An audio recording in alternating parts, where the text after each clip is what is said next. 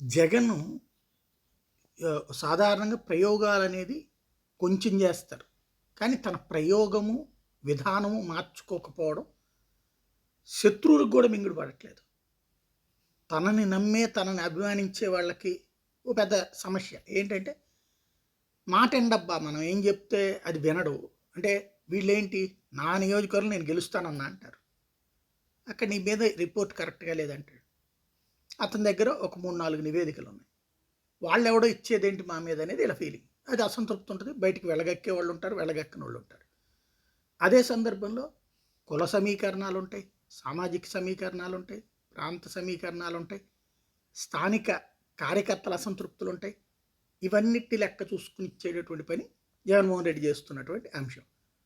ఇంకోటి ప్రభుత్వానికి సాధారణంగా ఏ ప్రభుత్వం ఉన్నా వ్యతిరేకత ఉంటుంది. దానికి తోడు జగన్ మీదన ముప్పేట దాడి చేసే మీడియా, విరుచుకుపడేటటువంటి విపక్షాలకు సంబంధించిన సోషల్ మీడియా ఉంటుంది. వీళ్ళు కౌంటర్ ఇస్తుంటారు. కానీ చెడు చేరినంత ఈజీగా మంచి చేరదు. ఈడు ఎదవరా అంటానికి నువ్వు ఇతను మంచోడే, ఎందుకు మంచోడంటే అని ఎక్స్ప్లెయిన్ చేస్తే ఇంత వినే తీరిక ఉండదు.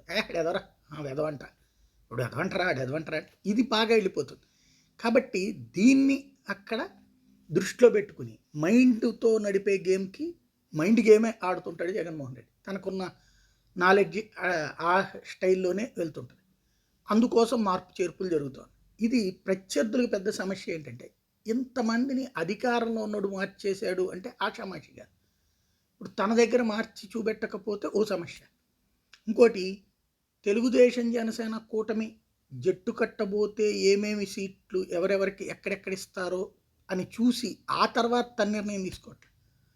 తను ముందే సామాజిక సమీకరణ లెక్కట్టేశారు. కమ్మ ప్లస్ కాపు ఈక్వల్ టు ఏమవుతుంది. దానికి అనుగుణంగా ఆటోమేటిక్గా తను సీట్ల మార్పులు చేర్పులు చేసి పడేస్తున్నాడు. ఇప్పుడు బీసీలకి భారీగా ఇచ్చేస్తాడు. ఇప్పుడు అసలు ప్రెషర్ ఎవరి మీద ఉంటుంది? బీసీ పార్టీకి చెప్పుకునే తెలుగుదేశం మీద, దాని మిత్రపక్షం జనసేన మీద ఉంటుంది.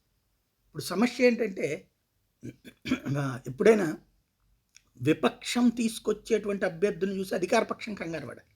అధికార పక్షం చేసే మార్పులు చూసి విపక్షం కంగారు పడుతుంది.